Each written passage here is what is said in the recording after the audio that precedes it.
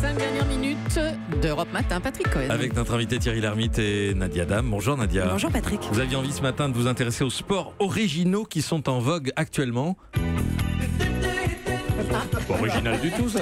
Et puis c'est pas mon idée, je balance, c'est l'idée du réalisateur. Alors souvenez-vous Patrick qu'il fut un temps où pratiquer un sport consistait essentiellement à courir le dimanche matin, à faire un tennis de temps en temps. Et puis progressivement les choses ont commencé à dégénérer. D'abord les salles de sport telles qu'on les connaissait avant, quand elles sentaient la sueur, la chaussette, le déodorant Axe fraîcheur marine, elles ont muté. Aujourd'hui dans les salles de sport il y a des miroirs au plafond, des barres de pole dance et des saunas mixtes, alors que tu t'étais inscrite un 1er janvier pour perdre un peu du cul, pas pour tourner dans un porno. Et puis les disciplines elles-mêmes ont changé. À un moment on s'est arrêté de faire du cardio ou du squash pour faire du body pump ou de la zumba, quoi que ça veuille dire.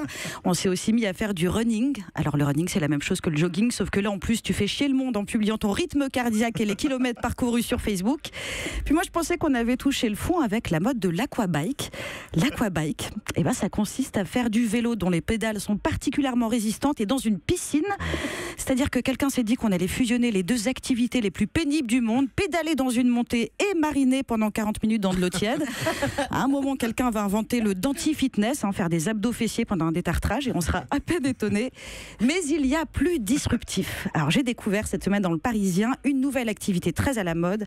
Ça s'appelle le roller artistique. C'est comme du patinage artistique mais sur des rollers.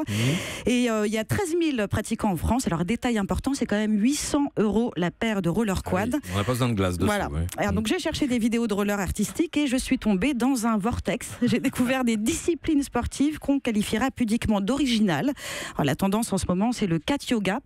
Donc ça consiste à faire des postures de yoga avec son chat pompon posé sur une partie de son corps. Les profs de yoga expliquent que les félins ont des vertus relaxantes et que ça diminue de 40% les risques d'accident cardiaque. Mais t'as vu que si tu fais du yoga avec ton chat, tu as aussi 40% de chances de plus de mourir seul chez toi et de te faire dévorer les globes oculaires par pompon.